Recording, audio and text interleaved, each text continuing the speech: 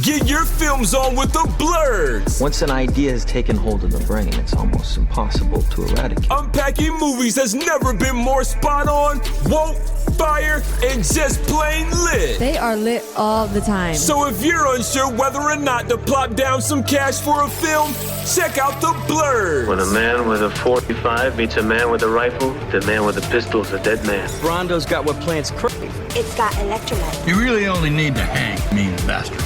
But mean bastards, you need to hang. Don't say you weren't warned. Ridiculous. Here's Brandon and Jeff. Hello and welcome to another episode of the Film Blurs. I am Jeff Stewart, a.k.a. Uncle Jeffrey, a.k.a. J.O.T's Dynamite. You know the rest. We end with a.k.a. The Final Boss. And I'm joined here, as always, with my friend and co-host. I'm Brandon Norwood, aka Hero Protagonist. I'm going to jump right into this, starting off with Jesse McNally, an independent filmmaker, hit me up on Instagram saying how much he likes my reviews and wanted me to watch his independent feature that got released a while ago called The Daughters of the Domino. I watched it. It's only like 98 minutes. It's a very quirky noir movie. And I enjoy Jesse McNally. He hit me up on social media wanting me to review his movie, The Daughters of the Domino, because he liked my reviews. And this is a very quirky noir movie. I applaud him for getting a movie made. I think it's all around solid, right? Congrats for him for finding capable actresses, because this is basically a female-led noir movie. Like, there's very little male parts in this, and I think that's pretty cool. Okay. With that said, my problem with this and these are just nitpicks, comes down to two things. I like the use of gels, because he does a lot of gel lighting in this, like use of pink and orange and blue. That's cool. My problem is like what most problems with indie movies today, which is that they're shot on DSLRs, and you can tell because DSLRs have a certain look. You know what I'm saying? Like Young King was another I liked, if it's not, you can tell that was also a DSLR. I mean, if it's not shot the right way, you can make a DSLR look like film, but you really have to invest in a lighting team that knows what it's doing. And I think people, especially younger filmmakers, they confuse shallow focus with cinematic. Fair. See, right? I like a nice long lens. You know what I'm saying? That's my thing. I like long lenses. Even when people shoot on iPhones and people are like, how did they get that look? Because I can't make my iPhone look like that. I'm like, bro, they spent probably $2,000 to $5,000 on a whole fucking lens package. $2,000 on a lens package when they shoot on iPhones and shit like that. That's also what makes it professional. Like when people are like, how did Danny Boyle get 28 years later so good? Because he shot that entirely on iPhones. I'm like, yo, he had a whole lens package, dog. Same thing with Sean Baker with Tangerine. He rented lenses. So like the lens package, the way it was lit, right? All of that matters. And I think a lot of filmmakers forget that it's not just buying the camera, right? It's everything surrounding the camera. It's everything in the environment. It's the way you move the camera. It's the way you light the in front of the camera that dictates what looks cinematic. Right, and I was entertained. But you can kind of forget all of that that stuff. That gets me to my second point before I move on. Sorry, Jesse, but we got limited time, so this is going to be real short. Engaging, told well. I think the very end of the movie, because there's a reveal that happens in the movie with one of the characters, and I was just like, that reveal, I was like, all right, that makes sense, because this character is overbearing in every sense of the word. I just think I wanted a noir usually has just desserts. And the only noir that recently that didn't have just desserts and I was just like blown away by is No Other Choice. This one here, I was waiting for somebody to still have their just desserts, Mm. and I think they got off a little too easy, especially with the end where it foreshadows that darkness that still might be there. I was like, I don't know. I don't know if I'm fully on board with that. I don't know. I Alright. think it's strong enough where I'm like, yeah, this should So play where festival circuits, but can like I don't someone know. I don't see know what's this going on with film? this. Is it Look, streaming? thank you for Is it sharing your is it movie doing the with festival circuit? with What's me, up with but it? yeah, I don't know. I don't know. Reach out to Jesse McNally. Mm.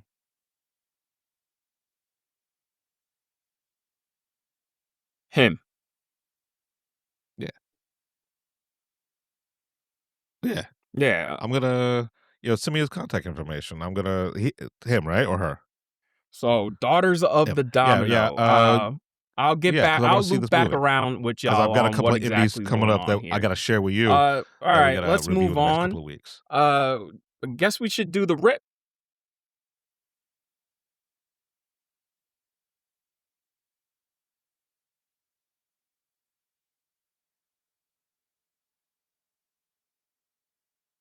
Yeah.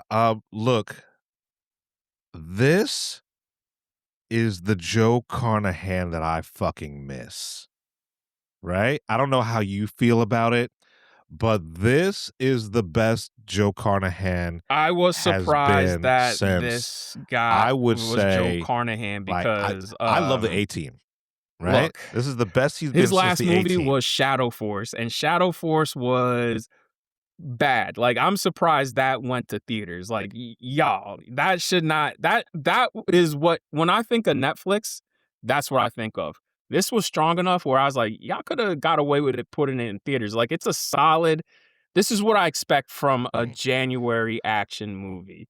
Like, there's two types of January movies. Something where I'm like, oh, that's gonna be solid, or something that's gonna be absolute dog shit.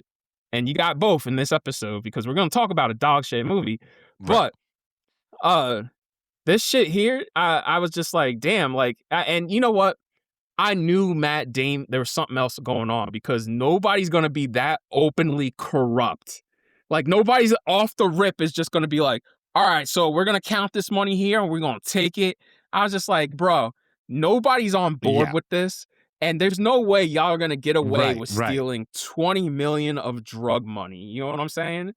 But I like that. That's what I love about this movie because even the cartel's like, yeah, nigga, take the money because we don't want any part of this. You know? Like, when the Right. cartel's like, yo, Right. listen, take the money, you know nothing good is going to happen. Just because, like, when the cartel's like, Right, there's a right. dead Like, cop look, and we don't want to be um, involved, something's going on. right.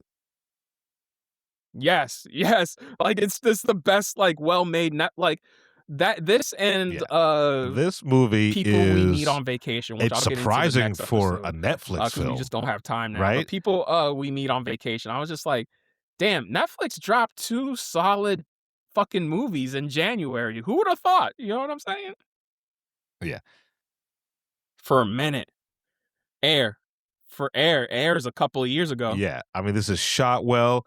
It's the first time Matt Damon and Ben Affleck have been on screen together since for a minute. What? Yeah. And they Yeah. Yeah, like Tiana Taylor, the Stephen energy Young. in this is fucking magnetic. Everybody Yeah, is this on is fire. this feels like This a March, feels April like movie, not no a fucking s- January Yeah. Netflix joint. This feels like a smart Michael Bay film. Right? Right. Right. And the best and it's well made in the reveal after reveal and the misdirects is like, okay, this is fucking Yeah. solid. This Yeah, is I mean, even this Kyle is Joe Chandler, who's like the Carnahan most doing what clean-cut, Joe wholesome Carnahan dude, even he does, is right? It greasy in reminded this me of like motherfucker. I'm his like, work damn, on what the y'all Narc, do to on Kyle, Narc, dog? right? Right. Yeah. So like my only quibble I with liked it this, right, enough. is I that like that the fight both scene Ben and in fucking Matt the got swamp somebody to at the fight. end, But right, is Ben was too more dark. ruthless. Like, I was just like, yo, my man did not give a shit. I was like, yo. Right. Right. Yo, also, I love the logic. I love how scumbags think they could Yo, keep getting look, he away. gave I'm you a like, chance. nigga, there is like a He gave you a million people chance. here, bro, and y'all Right? still trying to get away with it. Yo. Yeah. Right. It's like every time someone does some shit in a movie like this, Yeah, I yo, always go like, back to come on, man. Like, fucking you are trapped Morgan inside with Freeman people who want to in kill you. There's a million people outside The who are Dark just like, Knight yeah, nah, when he just y'all goes, are "Good done. luck." Like, I was just like, how do y'all think you're gonna get away? You're not. But this shout out to Joe Carnahan because he really does like this, like a fucking Michael Mann crime thriller. Like, yo, if you told me Michael Mann made this, I'd be like, yeah, man. Like, Yeah. Yeah, it feels very yeah. Because I it remember it on this was the Michael Mann's movie that we influence were can be felt everywhere. promised Because I remember doing the Anaconda from Joe review. Me and Carnahan's career when he first Ed started were talking off, about the Dark Knight trilogy right? and how Batman Begins is the Ridley Scott film, and the Dark Knight is the Michael Mann film. And this is definitely a Michael Mann feeling film. Yeah, yeah. Mhm. Like it's like Michael Mann with a little bit more testosterone, right?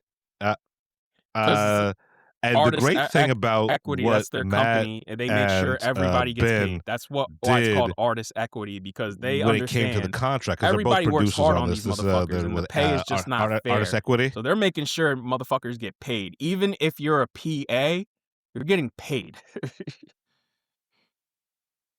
Mm. Right. So what they did, and Netflix came out and straight said this, like, we're never going to do this again. If the RIP makes certain metrics, Netflix has to pay Artist Equity a bonus for this production, which then goes back to the crew. Right. So I've streamed this fucking thing 4 times this Okay, so I'm weekend. gonna have to stream it too again. Right. Yeah, I'll put it yeah. on and I'll walk away just so You I'm know what? The adding last to time that I did like that for bonus that the crew might get. Finesse Doom Part 3, I'm gonna save up $200 and I'm gonna buy tickets opening weekend, like 10 tickets, out of spite, just out of spite, and be like, whoever wants to see Dune, 10 people, you're on me. Just because, like, yo, this whole thing with, nah, dog, this Avengers shit pisses me off. I'm like, nah, fuck y'all, bro. Fuck y'all. Like, Yeah. out of spite. Yeah, so that's why it's like not out of spite for Netflix, but just so I can see some people who made a thing I like eat. That's why I've been streaming this. Like, all right, it's time. It's 5:00. Time to put on Yeah, the RIP. listen, I'm gonna do it. I'm gonna do it. I'm gonna do it. When I get home tonight, I'm just gonna put the RIP on loop while I go to sleep. And you know what? Mm, I don't care. I'm doing it out of spite because fuck Netflix. right, but like Ted Sarandos was just like, oh, we're never making that deal again. It was only because it was Ben and Matt, and I'm like, you say this, but Reed if this works out, it seems like out of the two, Reed Hastings is the more fucking level-headed one, because apparently Reed was arguing with Ted for years about putting shit in theaters. Like, Reed was just like, yo, we can make mad money putting shit in the theaters. Like, we should. And Ted was just like, nah, theaters is outdated. And now that they bought WB, everybody and their mom has ganged up on Ted. And now Ted's like, yeah, 45 days in theaters. Like, listen, when your co-CEO is just like, nah, we need movie theaters, like, fuck you, bro. yeah, I mean, like you said before, the RIP. If this was in theaters, I would have went to see it. I honestly would have. Oh, hell yeah. Hell yeah. This is the type of shit I want to see in theaters. Like, a good dad action movie. This is a dad movie, but Right? this is like the type of dad movie I like. Yeah, this is Like, like this is my shit.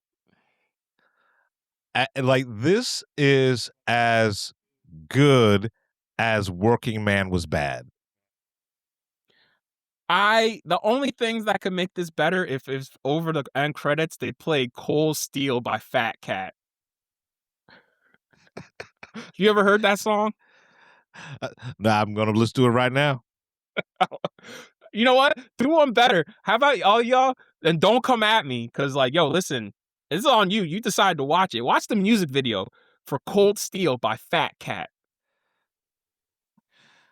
Oh, that's to the Cold Steel. interwebs.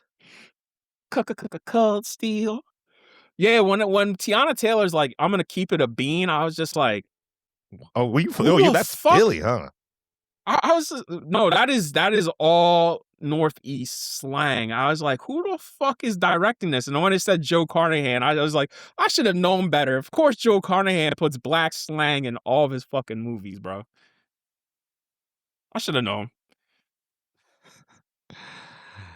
Cool All Steel by right. Fat Cat. That's gonna be. I'm already looking at it. Like I've even pressed play. It's like, all right, this is some real niggerish shit. All right, I love this. All right. Well, right, let's on to move it. on now to a movie that allegedly, I don't know if this is facts or not, but allegedly cost $200 million. And I'm like, yo, y'all fucking Fuck you. Fuck you. This Yo, cost $200 million. Get the fuck out of here. Yo, y'all fucking as the trailer proudly states, from a producer of Okay. Sure. Okay. Sure. All right. Yeah. Oh shit. Mercy, a movie that my first thing walking out, I was like, damn, Chris Pratt is really proud of this shit, because everybody else, everybody else in this motherfucker was literally like, yo, let me get paid and get the fuck out. And the only one who really cared was Chris Pratt. I was talking to someone after online who was also at the screening, and they asked me how I liked it. I was like, I mean, if it had a better writer, a different director, and a different star, it could have been interestinger. Yeah. This is dumb as fuck though, dog. Like, the concept could have worked, right? Chris Pratt's not the dude to carry this movie, for one. Right? yeah. Like watching him try to act seriously, right? And against, an AI, it was actually painful to watch. As Rebecca Ferguson's just like, let me collect this check. I am a benevolent AI. I'm just doing my job. And here's the problem, and like you pointed out in Tron Ares, and it's even more evident in here. AI, sentient AI, whatever, like that, a physical embodiment in these movies, they have no growth, right? Right? They don't show. Rebecca Ferguson's character does a little bit, but she starts as a snarky bitch, right? Like the AI starts with like this sort of like I'm better than you personality, and sort of turns into a nicer entity. But it's when you start with your AI that's supposed to be impartial, seeming like a cold, snarky bitch, like it's it's kind of bullshit. My question is how long was Rebecca Ferguson on set? I give it maybe 2 weeks. 4 days. Most. Like, I feel like it's a week of work she's done, and she is top of the title, second build. Right. Above the title. I'm just like, dog, that's fucking wild that she's the second build person in this movie, and you can tell she probably worked on this for like maybe 2 weeks. If that. And here's the thing about it is, this is a one man, like essentially it's a single person in a room movie, right? And those are hard to pull off for great directors, right? Yeah. Yeah. And Tamar, I'm never going to be able to pronounce his last name. Tamir or Tamir? Tamir. Yeah. Yeah. Look, he still gets credit for Night Watch, a movie where I was just like, yeah, it's fine. Because Right. he's never Like, completed the trilogy. I remember when that movie came out, everybody was like, oh my God, it's the first of a trilogy and it's amazing. I remember buying it and watching it, and I was just like, this is fine. And then Day Watch came out because it was supposed to be Night Watch, Day Watch, and then Dawn Watch. And Day Watch was so bad they never made the third one. And so I was never all that impressed with Night Watch, right? Neither was I. Neither was It was I. like I was like, all right, this is kind of cool and interesting visually, but it was too bonkers Russian, right? It was all over the place, and it's that hyperkinetic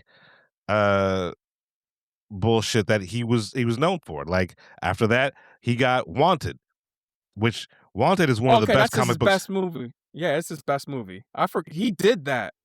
Right. Damn. Like even though it's barely the comic book, but all right. And then after that, it's Abe Lincoln Vampire Hunter.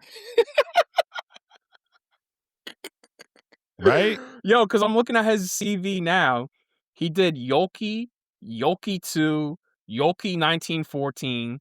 So that's 1, 2, 3. Apparently, he jumps from Yoki 1914 to Yoki 5. He did the Ben-Hur remake. What the fuck's Yoki? I have no idea. I guess some fucking Russian shit. It means, yeah, it's Russian for New Year trees. Also known as 6 Degrees of Celebration, a Russian comedy film. It's animated. Okay. Okay. All right. Yeah. Like the only other high profile fucking movie he did was Ben-Hur. I remember that. That fucking awful Ben-Hur remake.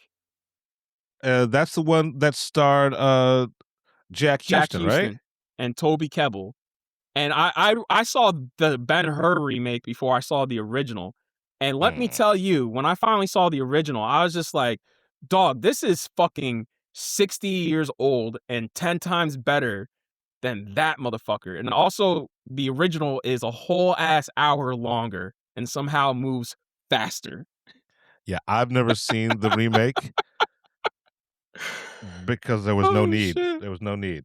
So the thing is, he is listed as a producer on War of the Worlds. Yeah, I still haven't seen that. Oh, but he also was a producer on The Current War. What about Searching, right? Yeah, Searching, Missing. He was a producer on Yoki 6, Unfriended. Unfriended was a piece of shit. Right, but dog, like he Searching did 9. 9 was fucking terrible too. 9. He was a producer on that. The animated film? Yeah, he was a producer on Hardcore Henry. Right. The Current War. Apollo 18. That movie was terrible too. The Darkest Hour. That was pretty solid. I liked The Darkest Hour. That was the movie where what's Emile Hirsch and Olivia Thirlby were trapped in Russia. Yeah. Did he direct that? Or just produce it? All right, so he produced it. He produced it.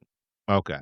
But like going back to that Searching Missing, right, that he produced, this feels like a watered down, or not even watered down, like a roided up version of those two movies.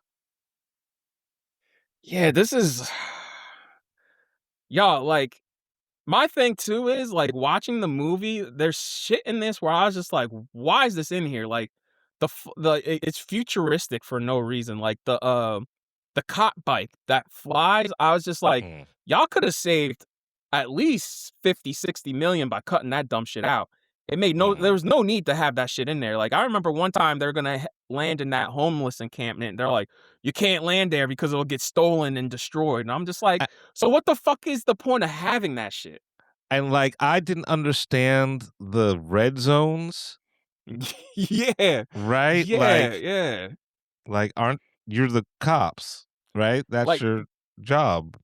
they're addressing the homeless and opioid problem in LA, but without really touching upon it, Yeah, other than like there's parts of LA that are just ravaged, and I'm just like, what purpose does this serve now?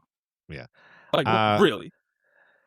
like I said, the concept of if this were done by better people, this could have been a at least a interesting film, Well, it's right? interesting to somebody. Right? And like I said, I don't hate it. Yeah?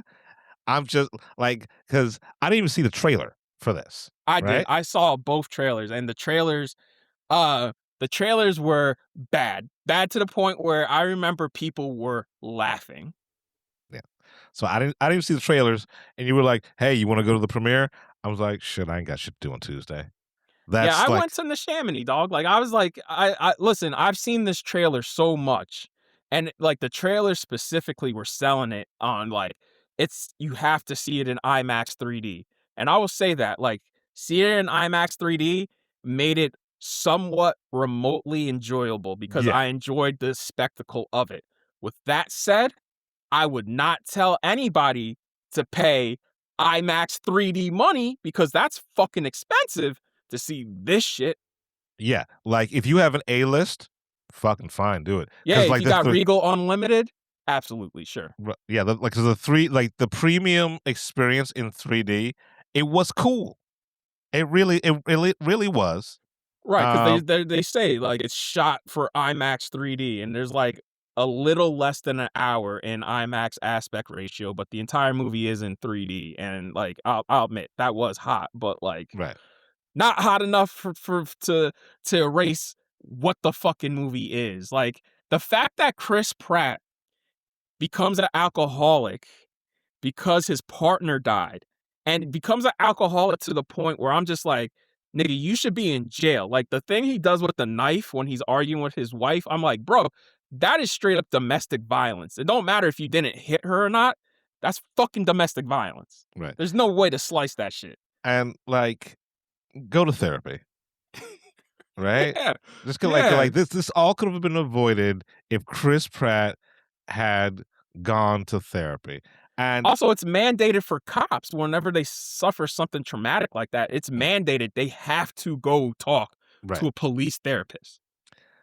Uh like and and I don't want to spoil the surprises or Oh whatever yeah, like that. yo, listen, the twist make no fucking sense, bro. I was just like, get the fuck out of here. But And like everybody had trouble taking down this nigga. I was just like, nah, son, what nah. is this fucking is when he's driving the truck, right? I was like, is this Optimus fucking Prime?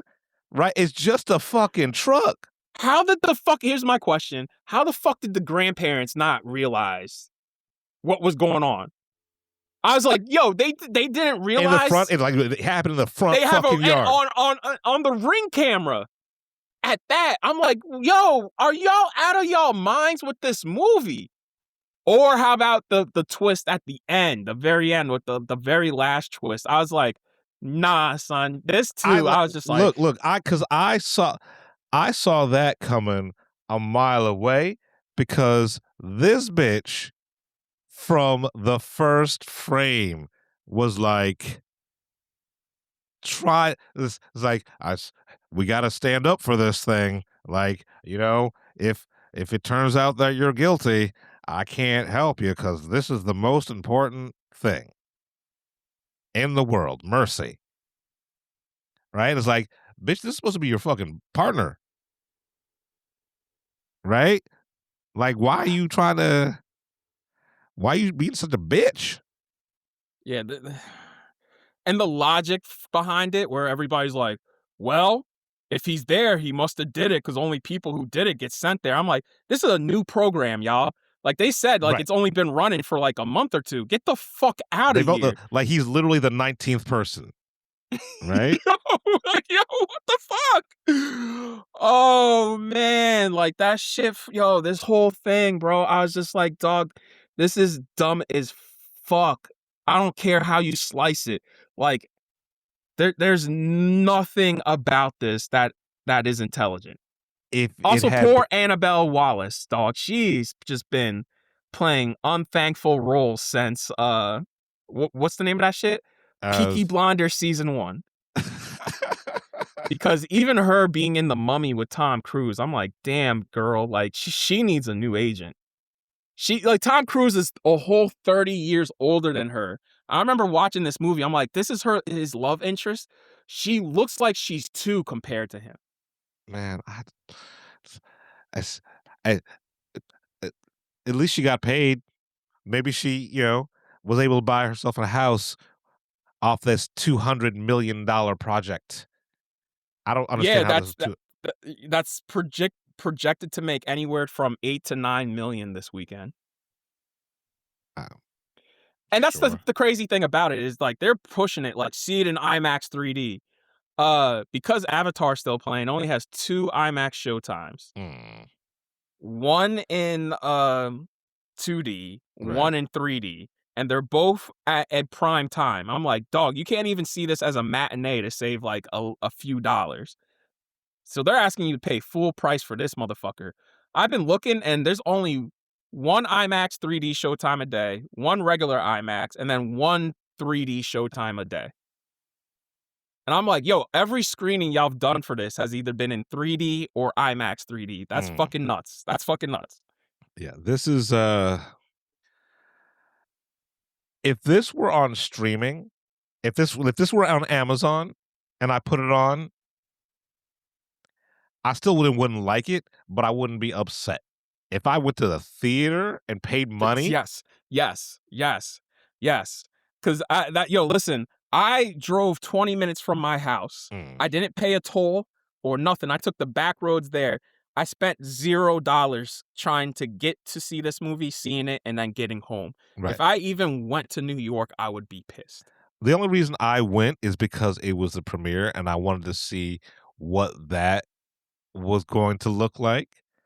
Uh it it it certainly wasn't worth it. And like I said, this movie is absolutely just fine. I don't hate it like some people hate it, Oh, but yeah. I look. I I never have to see this movie again. It I can't say I hate it, but it is fucking bad. It's bad, and the only reason I don't hate it is because I did have some sort of entertainment from seeing it in IMAX 3D. Yeah, like the for me the IMAX 3D and I will give you the last 20 minutes, right? When Mm. not any of the twists or anything like that. What, the chase? That shit is stupid too. Well, no, like him doing the escalation of the investigation, right? When he starts putting the pieces together, even though the mystery is stupid, the Yeah, because way it it was still done, doesn't A still doesn't connect to B. right, right. But the way, just like in searching and in missing, when it's sort of like I'm going to use this uh, database to look at that. We'll cross reference with this. Da da da da da. I find that interesting. So I found that engaging for the last 20 minutes until it gets into the real world. And then there's twist after twist after twist, and all of them dumb. If you look at the writer's CV, this is his first feature, right? Oh, so this is another airy situation. Right. So like Did you how watch that video I sent you? I hadn't watched it yet, but I will. We'll talk about it. Uh, so the fact that this dude who's mostly done like written short films, got his script sold with a $200 million budget is fucking Allegedly. crazy. Right, Allegedly. allegedly. My thing is like, yo, Guillermo del Toro can't make At the Mountains of Madness. Mercy got made. Guillermo can't make Hellboy 3. Mercy got made. Right. You know what I'm saying? There's a bunch of projects Scorsese can't get made. Like, there's a whole list, a whole Wikipedia page. He couldn't get that made. Mercy got made. Stanley Kubrick couldn't make Napoleon. Probably would have been probably the biggest epic movie and probably the best movie ever made. Could never get it made before he died. Right. Mercy got made. Yeah. I don't understand how this came into existence because Yeah, because this is an Amazon original, dog. Like, this is something where I boot up Amazon and this is exactly. Honestly, this is a Netflix. Like, if you told me this was a Netflix movie, I'd be like, yeah, that makes sense. the director was wrong for it. Chris Pratt is not that dude, right? Like, he's not the guy that I want the camera fucking super close up in tied to a chair trying to emote. My other question is, how the fuck did he get there? And nobody questioned why he was blackout, fucking drunk, and like unconscious when putting him in that chair. Everything about that, Okay, right? right? Like, And how did he get abducted? They never tell you. well, no, How like, did he get the alcohol in his system? well, no, he They was drinking never the tell you. So, like, all of that, like, so when he was in the bar after he left his wife's, right, and drinking, all that was real, right? So, Okay, I thought that was like fabricated shit. no, all like he did all the shit except for the one thing that put him in the chair, right? But like, Jesus also, fucking like, Christ. you can't legally, right? Like, the legality of this whole entire thing is suspect at best. But legally, you can't put, if he's inebriated and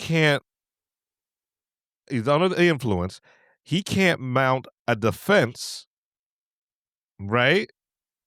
So Oh, the fact that they automatically Yo, were Jeff, like, I'm gonna leave all and come right, back. well, we think you killed your wife. We're going to put you in this fucking chair. It doesn't make sense on a legal. Yeah. So the thing about it is, the character, right? Like Chris Pratt's character, when he's arrested, he's inebriated, right? So by right, he can't even mount a proper defense, right? And Yeah, because somebody else pointed that out. Like, shout out to Christy Lemire and Alonzo Duralde of Breakfast All Day. She straight up pointed out what you just said. Like, how the fuck is somebody who's accused of murder being given all this access and resources to exonerate themselves? right, in 90 minutes. Yeah. Right? The shortest murder trial there has ever been was 3 months. All right, and he's got no chance of appeal. Honestly, this movie is like the ideas behind this movie, the concept of mercy as a justice system is unconstitutional, which, you know, in this day and age, the shit we're dealing with, it feels a little too fucking gross, right? It feels too. We're there. We're basically there. Like, if Right. mercy came real, I wouldn't be surprised, because then, like, nobody gets due process as is, because they're trying to rewrite the Constitution now. Like I just saw last night, they're trying to kick in doors legally without a warrant. And I'm like, nah, Right. nigga, you can't enter my shit without like a signed warrant from a fucking Right. judge. And now you're trying to override that? Like, no, that's invasion of privacy. On Right. what And, like, basis? and it's not like they're cops, so there can be no was it indigent service mitigating circumstances, right? So a cop can legally knock in your door if they hear something that arouses their suspicion, right? Like if there's a bitch inside your house screaming, "No, don't murder me," and then you hear gunshots, then you can Right, but that's then you can enter a house. See but that that cops can. cops can't even do that. They're talking about just giving ICE like blanket form just to knock down your door because they can. Yeah, but here's the thing. ICE is not the police. And what pisses me off more than anything, when I see these videos, it says their badges and their fucking vests, their Walmart brand tactical vests, they say police on them. Right. They're not the fucking police. Right. Well, here's the thing. Now they have training for 47 days because Trump was like, oh, I'm 47th president. We're only going to give them 47 days of training. I'm like, dog, it takes you half a year to get training to be a cop. And even cops are poorly trained. And the fact that now you have cops straight up going out and protecting citizens from ICE, I'm like, what the fuck are we, like, this is going to turn into a fucking civil war. Because now you can't even become a cop without having a degree in criminal justice. Yeah, man. Like, yo, pretty soon it's going to be the National Guard versus ICE. Because now I'm seeing National Guard niggas with rifles, like, firing on ICE. Yeah. But, like, all of that seems in line with this movie. This movie is cop propaganda. It's propaganda. Right? It's fucking stupid. Like, that's my problem with this movie, first and foremost, is like, this is just a dumbass movie. The logic from moment to moment just seems nil. Like, even the whole, like I said, early in the review, the hover bike, I'm like, what the fuck is the point of that? They do some maneuvers in this where I'm like, dog, that is amateur hour shit. Like the dude trying to rappel from a helicopter onto the truck. I'm like, that is some amateur hour shit, y'all. Like, you know what they would do?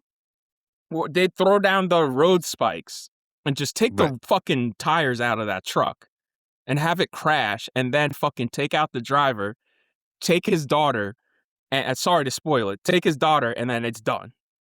Yeah, yeah. And we're not spoiling anything. Like, and I'm not even going to be mad at people who fuck with this movie, because this movie is made for dumbasses, for grandparents, right? It's made for people who don't really understand how technology or the law or the Constitution work.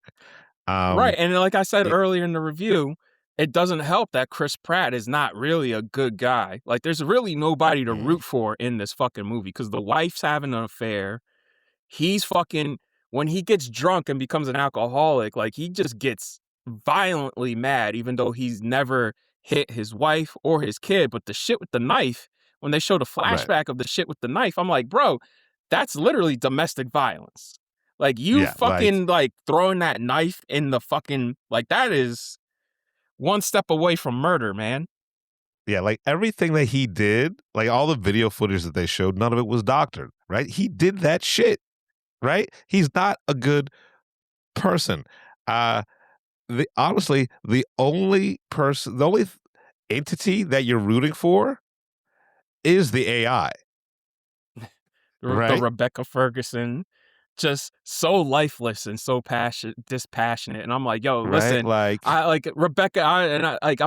She's the only person in this movie I'm not mad at, because I'm like, yo, I get it. You got to collect a check. I'm not mad at anybody involved in this movie except for Chris Pratt.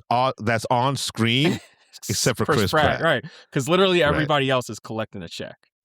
100%. And like I said earlier, Annabelle Wallace, she needs a new agent, because she is just talented actress, just in shit projects. And like, the thing is, I see a lot of comparison to this and Minority Report. Yeah, get the fuck out of here. Nah, dog. Nah. This ain't Minority Report, baby. Yeah. Right? Yeah, man. Like, I love Minority Report. I loved it when it first came out, and the more and more I watch it, it's like, fucking goddamn, Spielberg did his fucking thing. Minority Report, the logic is behind it. Like, I get why pre-crime exists. You have three fucking psychics. Like, if we had people who could predict the future, they'd probably be hired by the government to be like, hey, can you foresee this shit? Yeah, and like a lot of Minority Report was the the conflict between um the idea of predetermined uh destined no, yeah so the, a lot of the thinking behind Minority Report is that whole entire uh conflict between predestination, like predetermination, right? And the idea of fate versus human spirit interaction. Whatever you call it, right? There's a conflict throughout that whole entire movie, right? Which drives the fucking film. This doesn't have that, right? Because John Anderton in uh in the Spielberg movie, we like him, right? We get the tragedy, right? We get why he is on board with this whole entire system. For fucking Chris Pratt's character, yeah, we sort of get it, but it rings hollow. This whole entire, I think that's the main takeaway from this movie. It feels hollow all the way through. It feels like someone kind of half slept through a civics class and then lazily walked into a computer programming class right after, right? And in some sort of dumb fever dream, they came up with this idea. It's very wild to me that this cost that much, $200 million. Like that's allegedly, Right. but like, yeah, like, look, it's January. Like, I will say this January has been the strongest January we've ever gotten. But keep in mind, it's January because any other Right. time of the year, this thing would not drop. Maybe August, because August, once you hit mid-August, it's basically dead till Right. Labor Day, and then This Labor Day it picks back up. Yeah, this is enjoy it while enjoy it when it drops on Amazon in fucking 3 weeks. Yeah, If dog. you By the way, this is Amazon movie, like Jeff said, but lots of promotion for Ring, which is an Amazon company that also sells your shit to private companies and to law enforcement. So think about you saw that. that thing I posted, right? Nah, but think about that before you buy a Ring camera. That's what I'm Oh, trying to say. that's why I don't have a Ring camera, because it's one more step towards that Big Brother surveillance society, because Ring is an Amazon company. Mhm. Their Amazon uses Ring to track their drivers and track their performance and all of that stuff, right? It's not so much to protect your house and for you to see who's at the door, da da da da. It's a lot more scary and insidious than that, because most people don't read that Fine end print. user agreement. Yep, where they right? sell that shit to the government. Like all that shit goes Yeah. to the cops and the military. Yeah, so like I just literally posted this. Ring and all of the major doorbell camera Oh, that includes companies. Vivnet. Vivnet does that too. Yeah. Yeah. They're all selling their information, or they all of them have given access to a company that gives the information to ICE. Right? So if you have a Ring camera, I'm just telling you this right now, you are aiding this administration, you are aiding this regime. I'm going to call it a regime. That's because Bezos don't give a fuck as long as he's making money. No.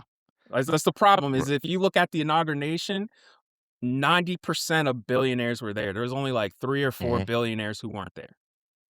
Right. Right. Like, so uh, I don't know what to tell you people, right? But as stupid as this movie Mercy is, some of the concepts that they talk about, like the fact that in California, in the movie Mercy, in California, because of this mercy law, anyone who lives in LA, all of their information from their phone, that means cell phone pictures, text logs, phone call logs, are accessible by the Mercy AI system. Right? Yeah, And that's how a lot of this shit is tracked. And like that's how a lot of this shit is solved in this movie is the AI going through people's cell phones. Yep. Right? And Ring cameras. And Ring cameras and shit like that. That's the realest part of this whole entire fucking movie. Right? Is because if you it's all cute, you got the newest phone. Just remember that when you press I accept, at a certain point, they're going to call in all of those things that they said they could do. It was like, we can access all of your phone logs and stuff like that. We won't do it, but we can. Eventually, they're going to be like, yeah, we're going to do that. Look, again, the only reason I had any remote enjoyment was because of IMAX 3D. And hearing Christy Lemire say how sick she got watching it in IMAX 3D, now I'm like saying, if you can handle it, Right. Otherwise, like, I like this is something that you watch on Prime Video because you're bored. Like, it's Saturday night, you don't want to go nowhere, you just want to stay at home. You know what I'm saying? And you're like, you know what? Let me watch a movie. This is probably something you put on. This is the definition of a Netflix movie, and by that I mean like, oh, it's playing in the background. Let me go move some loads around. Let me get drunk. Let me see my DMs on fucking Instagram. Hey, I'm home for the night. Maybe let me hook up a booty call. Let me text an ex or friends with benefits while this movie's playing in the background. Yeah, this is a background noise movie. Yeah, and yeah. And even though the 3D and the in IMAX is kind of cool, Not but worth also right, not worth it. But it's also the cinematic equivalent of having a whole bunch of dicks thrown in your face. Yeah. Right? Because it's coming at you there's so much. Yeah, man. I don't think Chris Pratt is a good action star and a good comedic actor. And I'm not saying he's great, he's good. But this is Right. this is a dramatic part, and he is not a dramatic actor. Sorry. This needed an actor, right? An actor. Right. And it'll still be bad for an actor, but at least for an actor, I would say the same thing about Rebecca Ferguson as I would that actor. I'm like, well, you got to get paid, bro. Sometimes you gotta do something to get paid. Right. It needed a different director, right? It needs someone with some nuance and some subtlety, right? And it needed a much better script because the concept, right, if it were reworked and handled with any sort of light hand, right? Any sort of just like artistry or nuance, it would have been at least a really good conversation piece. Right? And that's the thing, like, I can't even say if this movie is pro AI or anti AI. Like, you can't even really say, like, Because it doesn't have a stance. Right. And I think that is its biggest crime, where I'm just like, y'all don't even know what you're trying to fucking say here, dog. If this were a $500,000 indie film, I'd say, okay, all right, not bad. If it were a $500,000 indie film, I mean, this is y'all are putting out a blockbuster in January. No blockbuster comes out in January. This time it's either low budget genre film or mid budget genre film, and we've gotten 2 mid budget genre films that are probably going to One's definitely going to end up in my top 10. I can tell you that for real. And the other one is one I'm going to admire for probably a lot of the year. Because, like... Right. But, well, like, and the one that you're going to admire, to me, that is some of the best work that director's ever done. oh, We'll hell talk yeah. about it next Hell week. yeah. Hell yeah. Yuck, though. Yuck for this. And even on Netflix, The Rip Yeah. is fantastic. Yeah, that is more worthy of a theatrical release than this motherfucker. Right. So, Right. I wish, while watching Mercy, I wish I was watching The Rip. yeah, y'all. Look, it's like beating up on a fucking crippled dog, right? Like, I'm gonna stop kicking it. It's just if you've already seen the Bone Temple 5 times, sure, I guess. Yo, you know what, man? Here's my thing. Go see the Bone Temple again, because nobody's seeing that shit. So go see it again. Marty Supreme's coming out in IMAX. Go see that shit. Send Help's coming out, and it's coming. And honestly, I'm gonna save this for next week's review, but I'm just gonna straight up say it here. Send Help is worth the extra adage for 3D or Dolby. Yeah, because we saw it in Dolby. In a Dolby equipped theater with Dolby Vision and Dolby Atmos, and I'm just like, yo, listen, yeah. I want to see how that pig hunt scene works in 3D. Yeah, so yeah, and we'll get into it next our next episode, because that'll be up right when the embargo drops, just like Wonder Man. Please listen to our Wonder Man episode. Go on thefilmblurds.com. Got reviews up for SpongeBob, Avatar, and my favorite movies of last year. It's a fuck ton of movies. Like, mine's a top 12 plus a fuck ton of honorable mentions. And some of them honorable mentions got Best Picture noms, which I'm surprised about. You know what I'm saying? And we'll talk about Oscars later as well. That, like, Oscars, I was like, damn. There's one movie I'm surprised got nominated for Best Picture. I love the movie. It made my top 10, but I thought that was just a personal taste for me. Yo, when I saw that shit get Best Picture, I was like, damn. Right. I was like, right. I wasn't expecting that. Cool. That means blockbuster movies for dads are getting Best Picture noms. But again, we'll save this for next week, but I also think if the Academy wants to come back into relevance, y'all got to start nominating more movies people see. And I think this is a good step in that direction. I'll say that much. Right. And I'll leave it at that. So that is episode 194. We're the Film Blurds. I'm Brandon Norwood, and I'm the motherfucking protagonist. I'm the protagonist. I'm Jeff Stewart, a.k.a. He Who Remains. Don't come at us. It's just fucking movies. You've been listening to the Film Blurds podcast. Man, I just love what you guys do, man. I never miss an episode. It's the best. It's my favorite podcast. Follow Jeff on IG on MindFireXL and Brandon on Twitter at BJN Tweets.